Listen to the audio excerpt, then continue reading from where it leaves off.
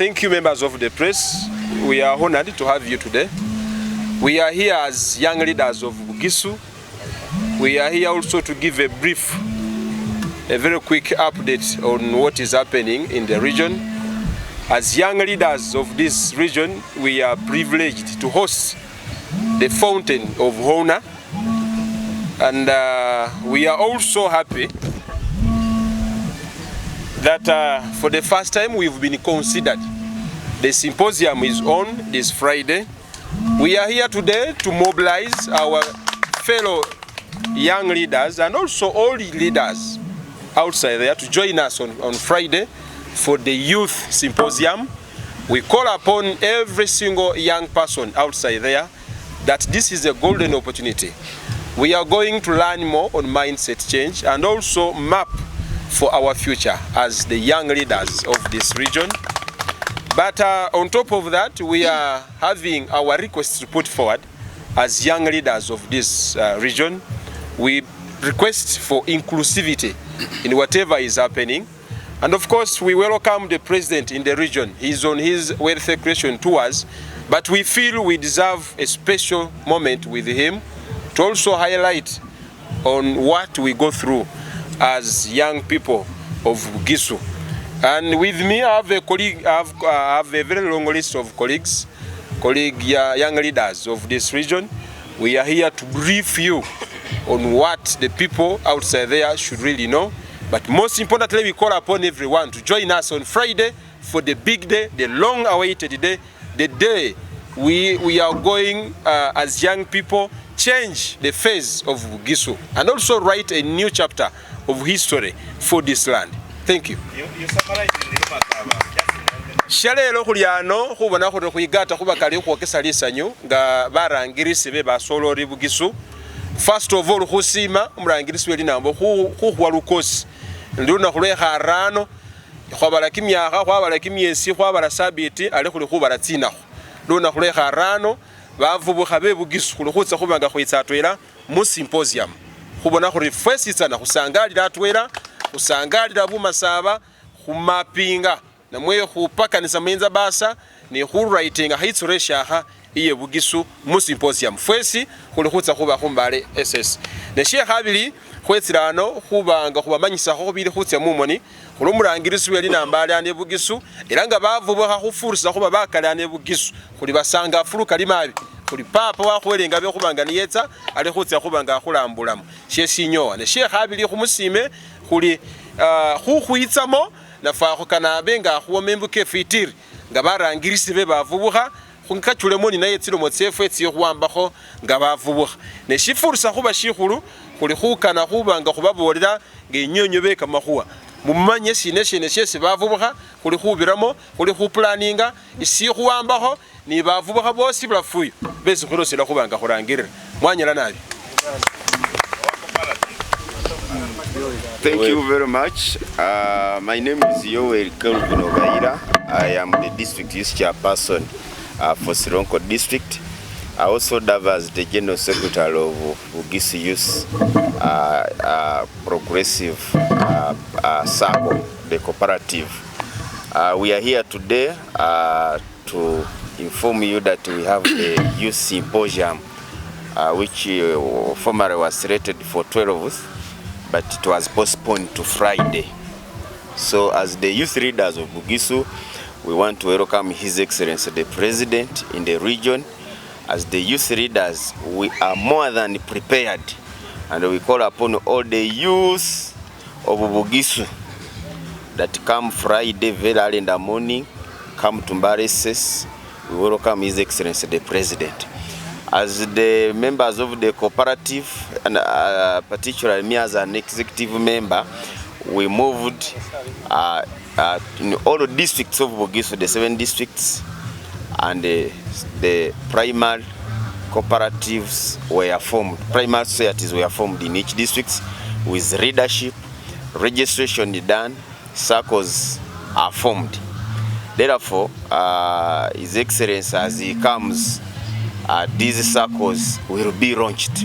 All the 7 circles, including the mother cooperative, will be launched that day.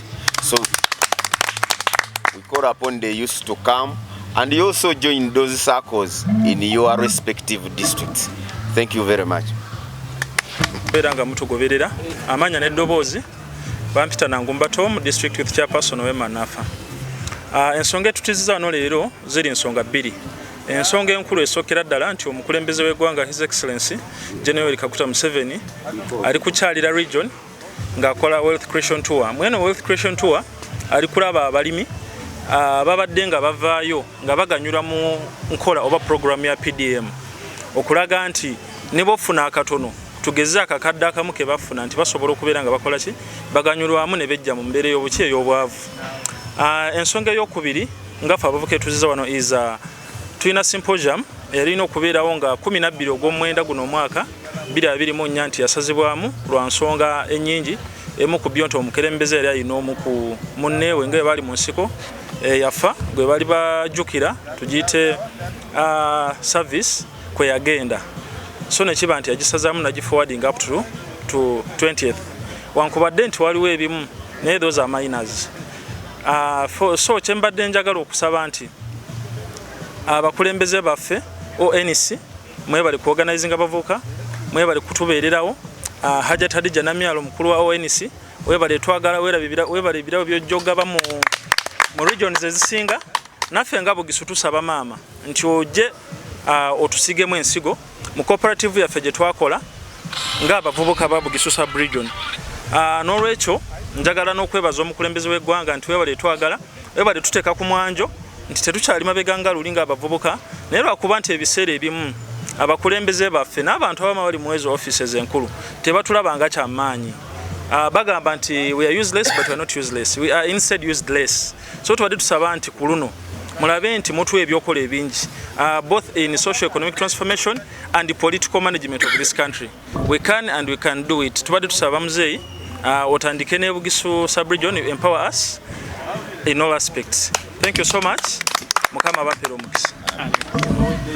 Omwena ayo mwesitsana NRM oye Bugisu oye Yoweri Kaguta oye Symposiums oye Wealth Creation Tours oye mwena ayo mwesitsana muluhuuliriza lunaku lw'essaleero kama sinani ddoboozi bananga Lukaye Wilson ndi youth councillor wa Industrial State Division utsa kubanga hosting His Excellency ku symposium isoohere mu history Mbale SS hunahunga kabiri.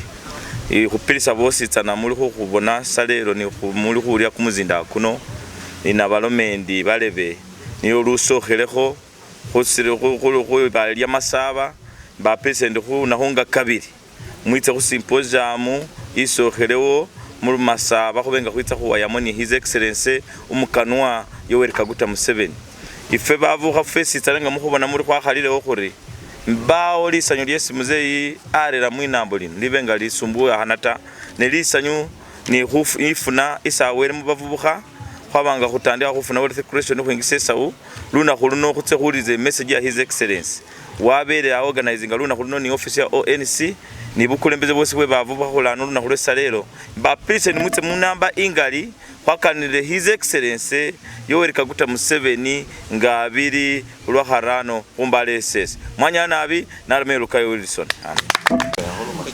I take up this opportunity to invite the youth of Bugisu. My name is Brian Mauso. I am the chairman of the youth of Mbale City and the sitting chairperson for the caucus of the youth of Bugisu. I take this opportunity to call upon the youth of Bugisu, north and south of Bugisu, to come and take lead and participate in the upcoming youth symposium, which has been a long-awaited activity.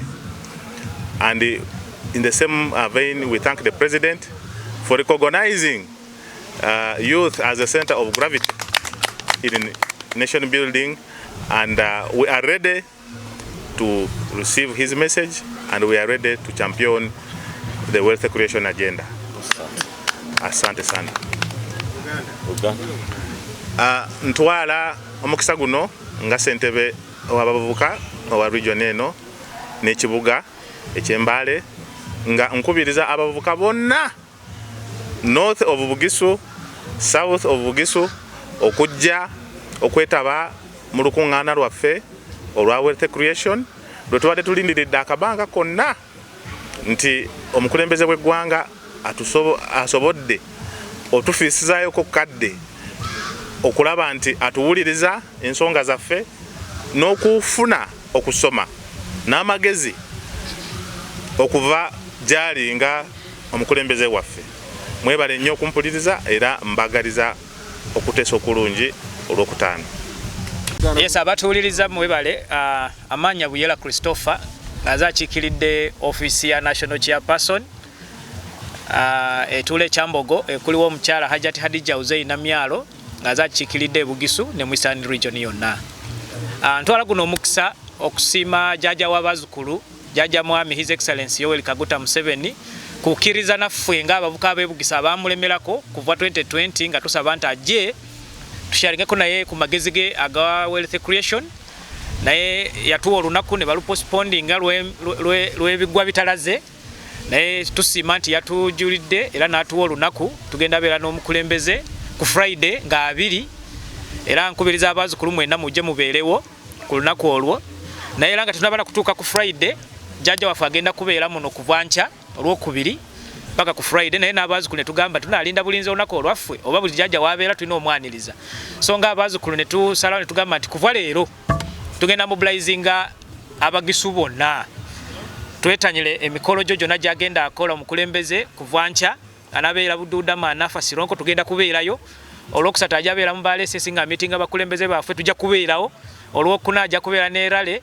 era tujja kubeerawo n'olunaku olwokutaano olw'esymposium tumwanirize Chief Muzzukulu agabudde tujja kubeera n'ebyokulya tujja kubeera n'ebisigadde byonna naye yo si ensonga enkulu abavubuka Abagisu babadde ne meeting nga bategeka ne beebuuza lwaki buli ekijja ffe tubeera last nga tesikya symposium ku ntegeka zonna ezibeerawo babeera last ng'otunula abadesigning wealth creation tour era guno omulanga njagala kubiira gutuuke eri jjajja nabonna bekikwatako buli district eweereza delegates naye leaders bajjamu bantu banna just councillors and the two chairpersons ow'epate n'owa National Youth Council ekitali kirungi eno message jjajja gyali kugaba ya wealth creation yandibadde egenda nnyo eri abavubuka 78% young people abeetaaga nnyo obwongo obw'okulaakulana so tukuba guno omulanga mukitunulemu abuka b'e-Bugisu beemulugunyiza lwaki ne stakeholders meeting preparation eye meeting gye banaatuula bye banagamba president tebabimanyi tebabayise mu meeting eyo kati bo beebuuza banabayitanga wisi kutuula batuuze ebifo oba nabo beetaaga ku participatinga ensonga eyo nkulu jjajja njagala kitunulemu so wale tulina symposium era basabye nti tutuse omulanga guno obakkirize nti mu nnaku zino 5 nnya zino zogenda kubeerawo era bonaabeerayo n'endakiika 2 itayo abakulembeze baabo bawuliriza ensonga zaabwe mu symposium ogenda kwogera eri abavubuka kumpi emitwalo 10 naye bo ng'abakulembeze nabo balina ensonga ze balabye mu kisanja kyabwe kye babaddemu kiki ekisanja kiggwako gwakusatu tebamanyi kiddako bagenze bwebati ne beetaaga bakutuukeko olusi bakusiime webale kutuwagira webale kutwagala kutusapootinga n'ekirala bakubuleko ensonga zaabwe enkulu balina ensonga zaabwe enkulu jjajja lwakuba nti abali mu buyinza tebali kugamba mazima tebali kuwa baagala bwagaza otuuke oyogere ogende so owulire otuuse kyoyagala bawulire naye toyagala kuwulira kye balina ng'abantu eno opportunity ey'abazzukulu jjajja bakulembeze bawulirize symposium jangu owulirize abasinga obungi ensonga ze tugenda frontinga wali tulinayo abavubuka b'e-Bugisu nabo bagenza okizuula nti obumu okwegaata kye kintu ekikulu ne bakola SACCOs nyingi SACCOs eno nyingi ne bakola ne cooperative ebagatta bonna nga bwe ngambye nti issue ya symposium yali yakukola ekintu ekituleeta Abagisu wamu abavubuka tubale tweyawula ne tugamba n'obuvubuka wa Buduuda ono wa Sironko no wa Manafa naye symposium yajjamu Bugisu Youth Cooperative ng'ereeta ffenna wamu buli district erina primary society gye bayita SACCO ena leadership ena members ne bagamba katwegaatire wano jjajja bw'aba ateekamu ensigo batuteekere muno buli omuvubuka w'Emanafa ng'ali mu SACCO eno cooperative abagiraba balina social media platforms basharinga kitugase ng'abavubuka tubakubira wano ne minister w'enzu ya Masaba Agricultural Institution abagamba singa Katonda ayamba jjajja n'awuliriza omulanga ndowooza kigenda kuwongerako ku nkulaakulana y'abavubuka n'ekirala abavubuka tebakaaba bwakabikulaba muzeeyi ate abavubuka b'e-Bugisu banjawulo tebalina muzeeyi tuwe ssente baagala nsigo okulaakulana jjajja aligaba nsigo jajja muntu wa mugabi wa mutima mulungi naye lwaki abafwe waja natukakuwe ku example fena twegomba jajja alinga musajja tifwa region zino bakyalabe jajja bwe yabadde teeso baganda bafwe bayogera ensonga abanamawulire ensigo nateekamu kati naffe twagatutuuke ku jajja ino omutima abese be bafunye kati naffe abuukayo baagala akulaakula ntubawe space so ensonga gye bali kwagala ku meetinga jajja basharingeko naye bakwatako basiimeko byabakoledde baweyo n'ensonga zaabwe zisobola kubongerako so zezo ensonga abukaze baagala kusharinga ne jajja n'okuwuliriza amagezi ag'okwekulaakulana agawete creation symposium yavubuka